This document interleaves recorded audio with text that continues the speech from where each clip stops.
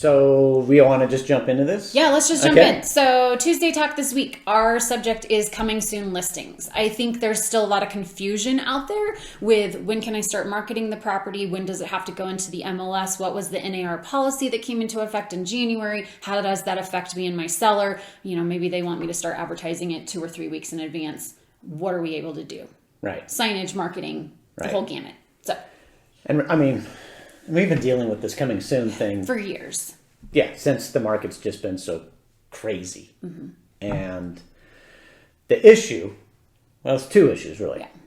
One issue is what's in the best interest of our client, of our seller. Yeah. And some agents were putting up a sign on a listing before it's in the MLS. Mm-hmm. And maybe they're trying to spur on some excitement. Yeah, create some momentum. Yeah. Or maybe they were just trying to get the buyer and double end a deal.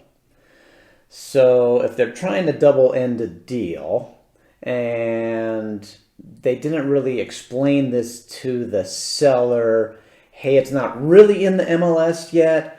I'm going to market it on my own. And maybe they said, you know, we won't have as many people coming through and it won't be as crazy for you. And I think I can sell it on my own. Limit the showings, which might be advantageous for certain people. It might be advantageous. Mm-hmm. But if it was in the best interest of the agent, if the agent was trying to double it, trying to double end a deal and take the whole commission and didn't expose it to the widest market, that wasn't in the seller's best interest. And we came out with an addendum, I think 3 years ago, that talked about short sales, that talked about coming, it could be a short sale. I hope not. No, that talked about coming soon. And the disadvantages. Yes, by not putting it open to the entire marketplace. And there could be a benefit, though. Mm-hmm. If the seller said, look, I don't want a bunch of people coming through the house. I've got 2 toddlers, I've got 3 dogs, and it's just such a hassle. It's such a good market. The buyers are going to find it anyway. If we put a sign out there, you know, I'm in Lodo or I'm in Wash Park. It's going to go. And if you, Mr. Agent, sell it yourself, and if you'll only charge us half the commission that you normally would charge, you're not going to charge us the whole thing, well, then maybe there was a financial benefit to the seller or a convenience. But a lot of times that wasn't really explained. 90% of the time that was not the case. It was really the agent looking out for their best interest. So that was kind of scenario 1. Mm-hmm. Are we doing this for us or are we doing it for the seller? Yeah, for the seller and for the consumer. The other main issue is, look, we're all trying to work together. Mm-hmm. I mean, the whole power of the MLS, the multiple listing service, is cooperation. You know, we don't want to go back, I don't even know when the MLS has started, but let's say 40 years ago when we weren't working together and every office had their own listings. And to find out what was going on in the market, you had to call that other brokerage firm or find a sign. You know, we decided let's come together and work together, pay each other. We didn't set a price. There's no price fixing, but we said we will compensate each other. But let's cooperate. Yeah, because together we're all better than trying to work individually as single units. When you have that many agents out there sharing information, you're going to get a better price for the seller most likely. We're going to work together. We know we're going to get paid, or at least we know what we're going to get paid. And we can negotiate that later. That's another story. But the whole thing is to cooperate. And if you're not putting listings in the MLS, we're not cooperating. Mm-hmm. So these issues have been going on for a couple of years now. Yeah, and I think one of the biggest issues that we were seeing just in the last 3 to 4 years that many of you watching have probably experienced personally is a for sale sign goes in the yard. It has a coming soon sign on top. Your buyer drives past that property and calls you and says, hey, I want more information on this one. I can't find it on Zillow, which is where they're searching. Right. And you look on the MLS, it's not there. You find the listing agent's phone number and you call them and they say, oh, it's not we're not allowing showings until Friday. And so you schedule a showing for Friday, and Friday morning you see in the MLS before you get ready to go out with your buyer that it's already under contract, and your buyer goes nuts. And your buyer calls you and says, you told me we couldn't get in, and somebody got in and they wrote an offer, and they're mad at you. And you call the listing agent and they say, oh, well, my seller decided to let the neighbor in, and he brought a friend, and that friend wrote. And so that was the main issue that NAR was trying to combat and the MLS was trying to combat, is those poor buyers that were wanting to get into these properties that were getting aced out before the home even officially allowed showings. Right. So they came in with a policy. So the board of directors approved this. This is back in October, November. It became effective in January. So January of this year. Effective, meaning this is the new policy that we should be doing. As of May 1st, it's mandatory. Yep. And they will be enforcing it and policing it. So effective January, truly doing this May. So I just want to read to you the basic section of what the rule says. And what it states is, within one business day, not 3, one business day of marketing a property to the public, and marketing the property to the public. That's key right there. The listing broker must submit the listing to the MLS for cooperation with other MLS participants. Public marketing includes, not limited to, flyers displayed in the window, yard signs, digital marketing on public-facing websites, brokerage website displays, including IDX, digital communication marketing, email blasts, multi-brokerage listing sharing networks, and applications available to the general public. So your Nextdoor, your Facebook, all of those fall in. So marketing to the public, but I want to keep that clear that it's to the public. To the public. So that this doesn't say that you have met with the seller, you guys haven't done the paperwork yet, and it's not going on the market yet. Doesn't mean that you can't go into your office and say, I've got a listing that's coming up in May. Just want to let you guys know, keep that in your back of your mind, that I've got a listing coming up on Elmhurst. It's not for sale right now. It's not being marketed to anybody. You can't come see it, but it's going to come up. I mean, that's sharing of information that's coming. Yeah. It's not marketing it. You're not opening it to the public. You're not restricting it because it's not on the market. It's not for sale yet. Yep. You just know that you're working on a deal right now. It's not even a pocket listing. You don't have it listed yet. Someone else could get that listed. Yeah. So it doesn't mean that you have to zip. I can't tell anyone, can't tell anyone that I'm working on some things. No, you can say you're working on some things. I don't have it. But you can't have people coming in. You can't start marketing this and keep it to yourself. When this thing is ready to go on the market for sale, one day, got to get it in there. So that was a question that I had yesterday, and it was a fantastic question. I have a listing coming up, and we'll just use the date March 12th, and my seller wants me to put a coming soon sign in the yard. When can I do that? Well, if you're supposed to have the property within the MLS or in the MLS within one day of marketing it to the general public, a for sale sign falls within the category of marketing. So you could put up the sign on March 11th, and then you can put it in the MLS on the 12th. So that's the lead time and what that looks like. Because a for sale sign's marketing to the public. Even if you have a coming soon rider on it, it's still marketing. As soon as that thing's out there and people know, it's being marketed. Exactly. Now, there is an exception. There always is. Of course. And we'll see how this all works. I mean, rules are one thing, and how the market actually plays out and grasps the rule is going to be different. So an exclusive listing... that's not what I was looking for. I'm sorry. Exempt.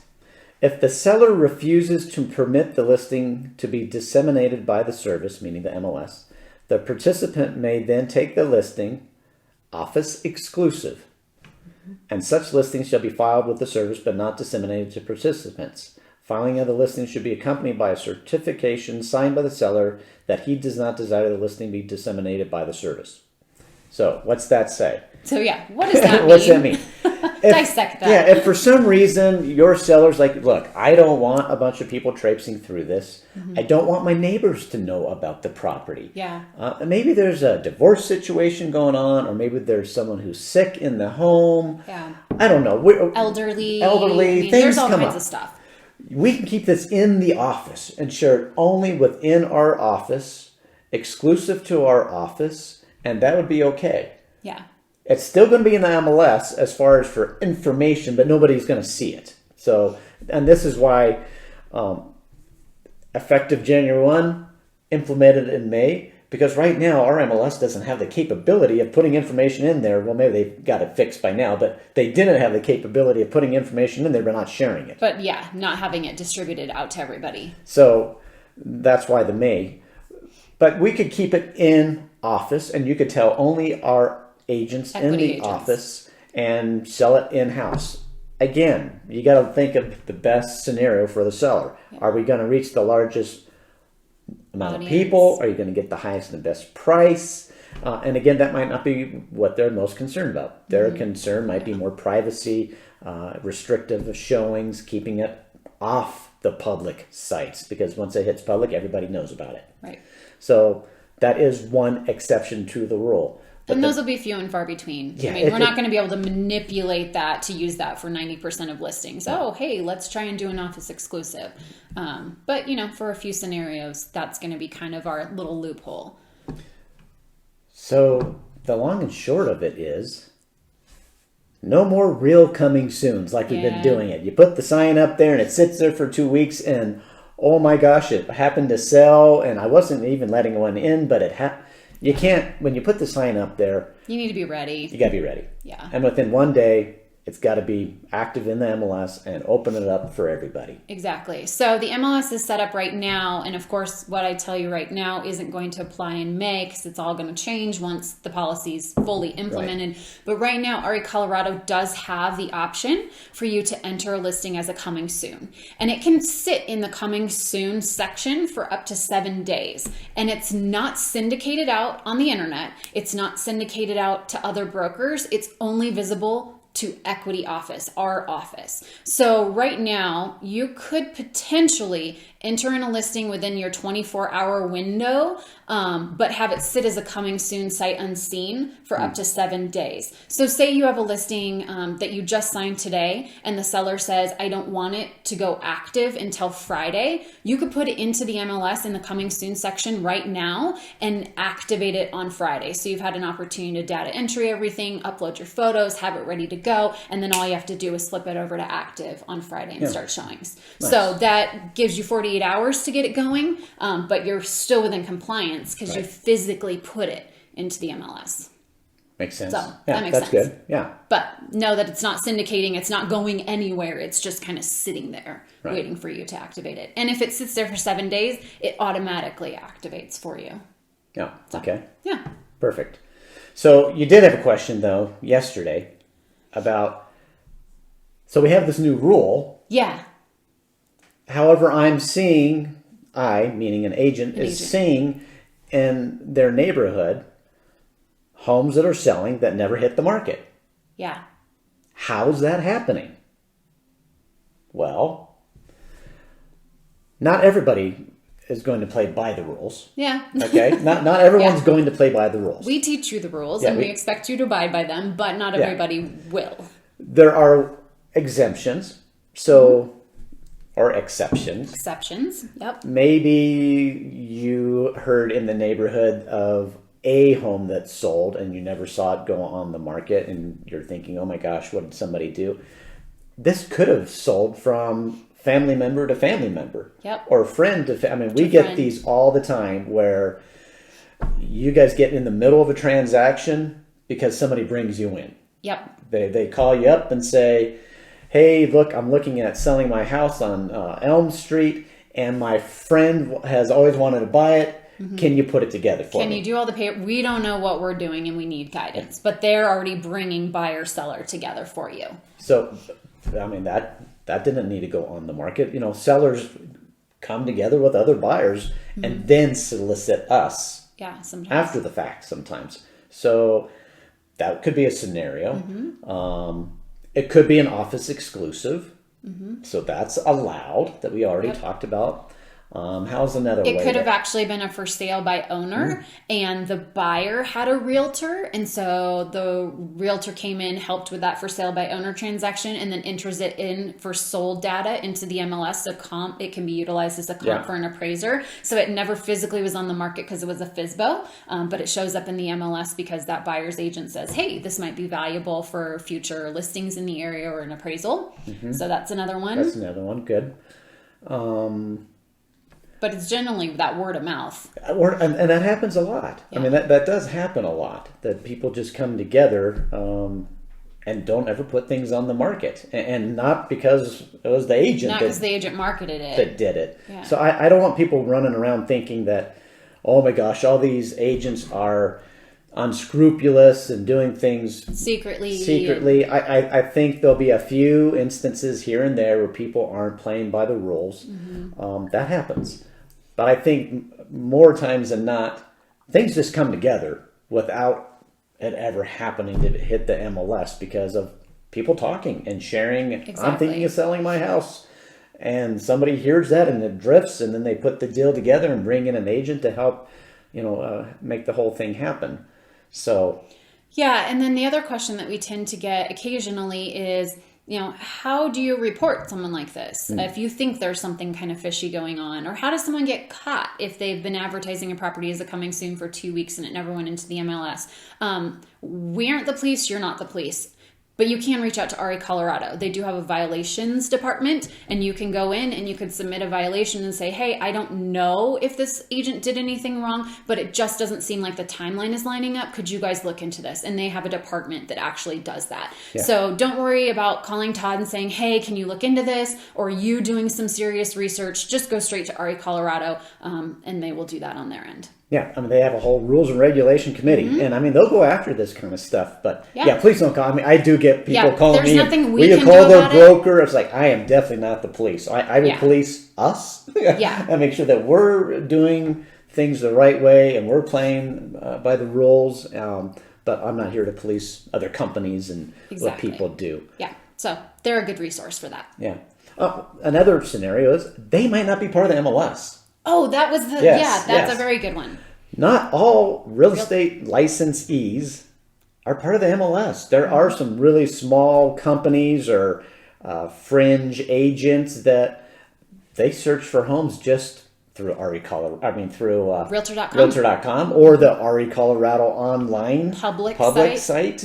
Now, if they're not part of the MLS and they bring an offer to you, you are not obligated to pay them a commission. So that's the other part of being in the MLS is it's us sharing information, and it's us saying that we are going to pay each other and advertising what we're going to pay each other.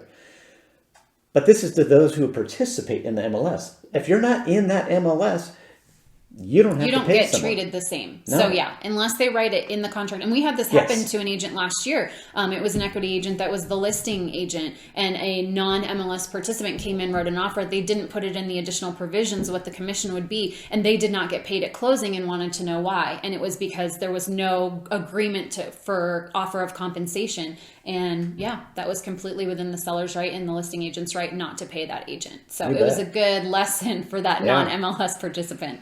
There's a ton of benefits for playing by the rules and participating all together and sharing of information and compensation. So, but that did happen. That is a real life story. That's a real life scenario. But that could be what also happened in that neighborhood. They weren't ever part of the MLS. They happen to have a license and put a deal together, and they're not going to play by these rules. These are MLS and NAR rules. These are not DORA rules. These are not state of Colorado rules. These are not state or federal rules. Yeah, NAR MLS rules. Yeah. So I think that clears a few things up. I hope so. Yeah. I feel good about it. Let's see, John. What about this right of first refusal deal I'm working on? I'm working to get my buyer under contract while the condo is being remodeled. Seller agent says it would be a 6-week remodel project. So yeah, I'm somewhat familiar with John's scenario. I'm just going to talk about first right of refusals in general because I want you guys to know when it comes to representing a buyer and a seller, the pros and cons of that. So typically when you have a property that's on the market, and John, I don't remember, and you can let me know if they're actively advertising this while the remodel's occurring. I don't think they are. I think they're going to wait until it's done, make sure your buyer doesn't want it or does want it, and then they're going to start marketing it from that point on. But just for first right of refusals in general, when you put a listing on the market and you have a buyer that comes and say they have a contingency, they have a home that they need to sell, maybe it's on the market or maybe it's not on the market, and your seller says, I'm not sure I'm willing to gamble, the market's hot, I don't want to tie up my house with a buyer that might not be able to sell their property, they're going to leave me out to dry for 4 or 5 weeks and then terminate, and then we've lost so much momentum. So you guys agree, the buyer and seller agree, that a first right of refusal is going to be the best course of action, and that allows you to continue marketing the property. And if you get another offer, you approach the buyer and say you either remove your contingency and move forward or terminate and we move forward with the new buyer.